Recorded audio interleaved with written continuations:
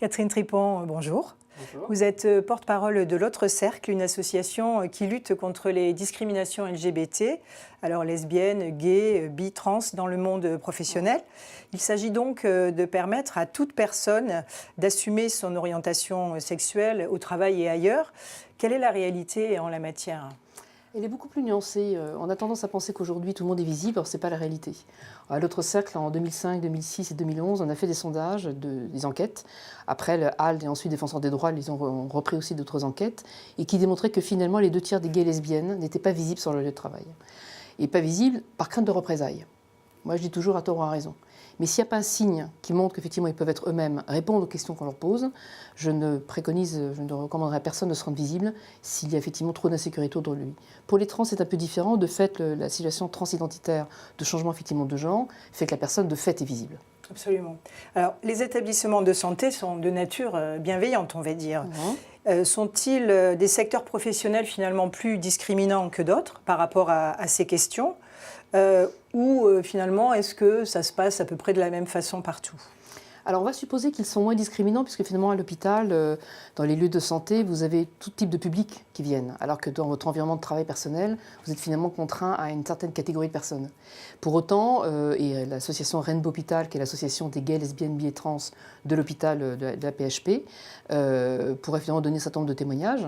On a aujourd'hui des gens qui ne sont pas visibles par crainte de comportements désagréables de la part de collègues ou de supérieurs hiérarchiques, parce qu'à un moment donné, ils ont entendu des propos un peu dégradants. Vous avez des personnes effectivement aujourd'hui qui ne sont pas très à l'aise avec ça, avec un point important, c'est que non seulement il y a les collègues de travail, mais aussi il y a les patients. Absolument, et les patients vont arriver des personnes pour lesquelles il faut gérer les situations. Alors justement, vous parlez par exemple de Rainbow Hôpital, cette association qui a beaucoup fait, notamment parce qu'en fait, elle fait défiler la PHP pour la Gay Pride. Absolument. Donc ça, c'est vraiment un éclairage concret, une avancée finalement en la matière. Mais est-ce que vous avez d'autres éclairages un peu plus concrets à nous livrer sur les formes que prennent ces discriminations finalement à l'hôpital ? Alors, de manière générale, quand on a des collègues de travail, ça peut être effectivement, si vous êtes visible et que ça ne se passe pas très bien, on va vous mettre de côté, mettre un peu à l'écart, on va entendre des propos désagréables, on n'est pas des tapettes, on n'est pas des tafioles, oui mais toi tu ne peux pas comprendre, idem vis-à-vis des femmes, d'être femme homosexuelle c'est une double discrimination, donc souvent il y a un déni ou un rejet de la part d'un certain nombre de garçons. En général, ce que l'on dit très souvent, c'est là où vous avez du machisme ou du sexisme, vous avez de l'homophobie. C'est souvent extrêmement lié. Après, vis-à-vis des trans, c'est aussi des comportements de rejet des personnes.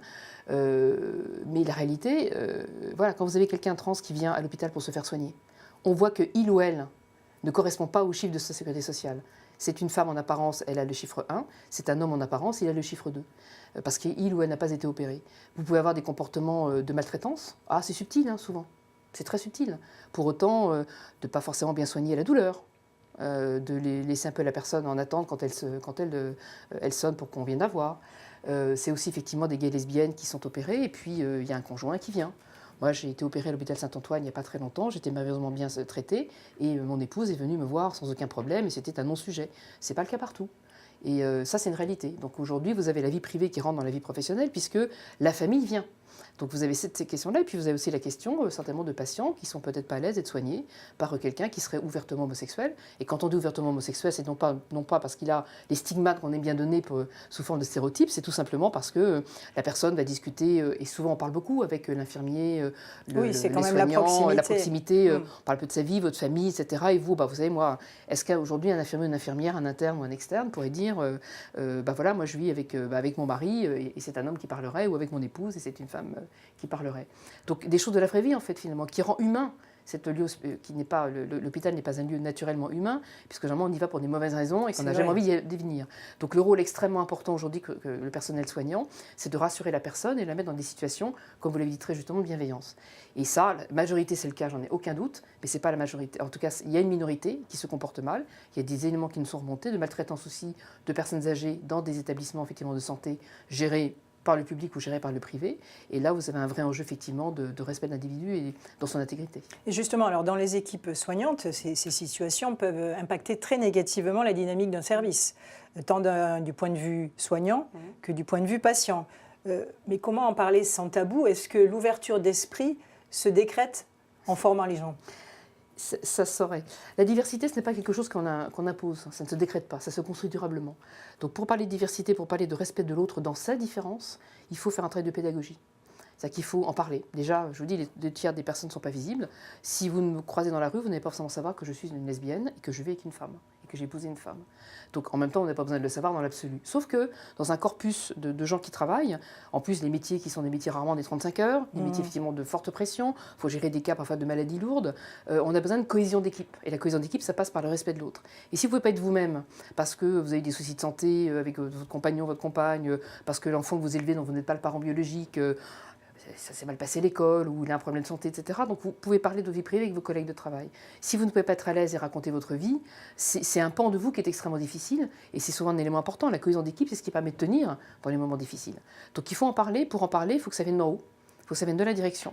Vous évoquiez tout à l'heure effectivement le char de la PHP qui défile au moment de la marche des fiertés gays, lesbiennes, bi et trans, où il y a en moyenne entre 400 et 600 000 personnes dans la rue, entre des gays, lesbiennes et des hétéros qui viennent en famille. Donc c'est montrer effectivement que l'hôpital, d'abord, est un lieu public. Donc c'est quelque part une injonction aussi de l'État. Ça représente l'État d'une certaine manière. Le service public ne doit pas être discriminant et doit faire en sorte d'éviter, en tout cas de limiter ces situations. Et donc ça, c'est un espace de liberté finalement qui est offert pour que cette image soit possible, pour que chacun puisse la voir de façon différente aussi. Mais puisqu'on en est un peu à parler de société, de ce point de vue-là, le mariage pour tous a représenté évidemment une avancée significative sur ces questions. Mais paradoxalement, est-ce qu'il n'y a pas eu également des effets collatéraux négatifs qui nous auraient échappé ? Il est clair que l'extension du droit du mariage pour les couples de même sexe a provoqué des réactions. Un débat démocratique était nécessaire, mais qui à un moment donné n'a plus été démocratique. Il a été extrêmement violent. Il a été violent physiquement, il a été violent mentalement et verbalement. Et il y a une parole qui s'est libérée et qui ne s'est jamais refermée. C'est qu'aujourd'hui on s'autorise à dire des choses en public, quand j'ai dit en public, en public d'environnement de travail, qu'on aurait pu en entendre plus depuis 5 ans, parce que les gens n'osaient pas le dire. Et d'une certaine façon, quand on a entendu effectivement des élus ou des personnalités de haut niveau s'autoriser à dire ce qu'ils ont dit, non pas qu'ils étaient cons, parce que ça, respect sur le sujet, mais oser dire faire des choses inacceptables, me traiter effectivement comme un danger pour l'humanité, je suis désolée, c'est quelque chose effectivement de terriblement insultant, ça va, je m'en remets bien, mais pour des personnes qui ont subi une discrimination en raison de l'orientation sexuelle, entendre ces propos de la part de personnalités, ça a libéré une parole pour tout le commun des mortels, pour à peu près n'importe qui. Et cette parole ne s'est pas refermée. Et s'il n'y a pas effectivement, en tout cas dans le cadre du travail, des garde-fous qui sont mis, avec une remise en cause effectivement des comportements et des propos de certaines personnes, ça ne prédispose pas, et en tout cas on a eu beaucoup de retours, SOS Homophobie, notre CEM, il y a beaucoup d'associations qui travaillent sur ce champ, des gens qui ont dit, moi là pour le coup, vu ce que j'ai entendu, je ne vais pas me rendre visible, alors que j'aurais pu me rendre visible il y a quelques années. Donc il y a un climat de confiance qu'il faut reconquérir, et retrouver effectivement cette espèce de paix sociale, de cohésion sociale, qui me paraît nécessaire, dans ce climat de bienveillance qu'on essaie effectivement depuis quelques temps de préconiser. Alors justement, vous parlez de préconisation, qu'est-ce que vous pourriez dire, puisqu'on en arrive presque à conclure sur une question aussi finalement importante, délicate, pour que le monde professionnel, qu'il soit à l'hôpital ou ailleurs, soit épanouissant, inclusif et respectueux de toutes les personnes dans toute leur diversité? Alors, ce qu'il faut faire, c'est assez simple. Je le redis, en parler, de la pédagogie, c'est l'engagement très fort d'une direction.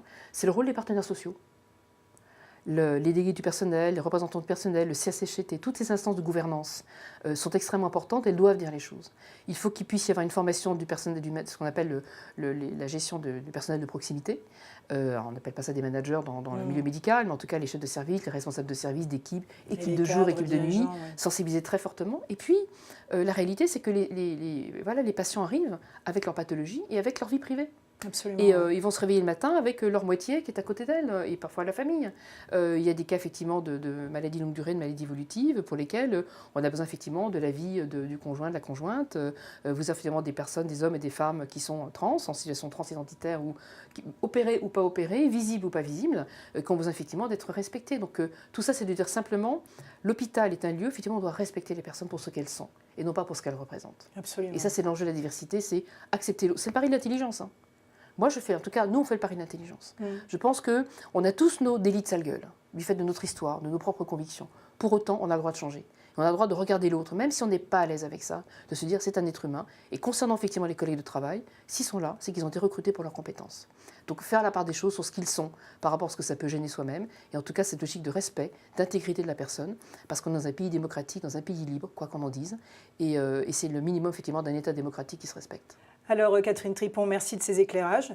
On va essayer de faire ensemble le pari de l'intelligence, puisque c'était le but de cette rencontre, qui aurait évidemment supposé beaucoup plus de discussions entre nous. En tous les cas, merci beaucoup. Merci, en tout cas, je n'en doute pas. Le pari de l'intelligence, c'est quand même le propre d'un pays libre et démocratique.